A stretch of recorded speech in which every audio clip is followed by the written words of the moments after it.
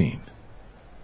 At that time Herod the Tetrarch heard the reports about Jesus, and he said to his attendants, "This is John the Baptist. He has risen from the dead. That is why miraculous powers are at work in him." Now Herod had arrested John and bound him and put him in prison because of Herodias, his brother Philip's wife.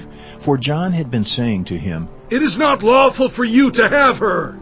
Herod wanted to kill John, but he was afraid of the people, because they considered John a prophet. On Herod's birthday, the daughter of Herodias danced for the guests and pleased Herod so much that he promised with an oath to give her whatever she asked. Prompted by her mother, she said, "Give me here on a platter the head of John the Baptist." The king was distressed, but because of his oaths and his dinner guests, he ordered that her request be granted, and had John beheaded in the prison. His head was brought in on a platter and given to the girl, who carried it to her mother. John's disciples came and took his body and buried it. Then they went and told Jesus. When Jesus heard what had happened, he withdrew by boat privately to a solitary place.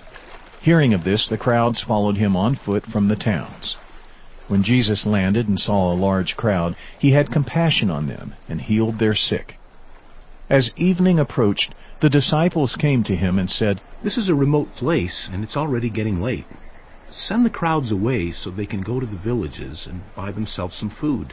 Jesus replied, "They do not need to go away. You give them something to eat."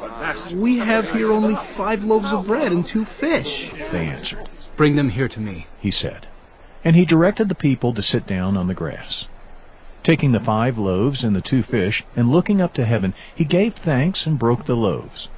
Then he gave them to the disciples, and the disciples gave them to the people. They all ate and were satisfied, and the disciples picked up 12 basketfuls of broken pieces that were left over. The number of those who ate was about 5,000 men, besides women and children.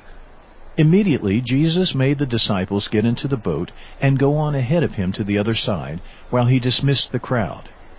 After he had dismissed them, he went up on a mountainside by himself to pray. Later that night he was there alone, and the boat was already a considerable distance from land, buffeted by the waves because the wind was against it. Shortly before dawn, Jesus went out to them, walking on the lake. When the disciples saw him walking on the lake, they were terrified. "It's a ghost!" they said, and cried out in fear. But Jesus immediately said to them, "Take courage. It is I. Don't be afraid." "Lord, if it's you," Peter replied, "tell me to come to you on the water." "Come," he said. Then Peter got down out of the boat, walked on the water, and came toward Jesus. But when he saw the wind, he was afraid, and beginning to sink, cried out, "Lord, save me!" Immediately Jesus reached out his hand and caught him. "You of little faith," he said. "Why did you doubt?" And when they climbed into the boat, the wind died down. Then those who were in the boat worshipped him, saying, "Truly, you are the Son of God." When they had crossed over, they landed at Gennesaret. And when the men of that place recognized Jesus, they sent word to all the surrounding country.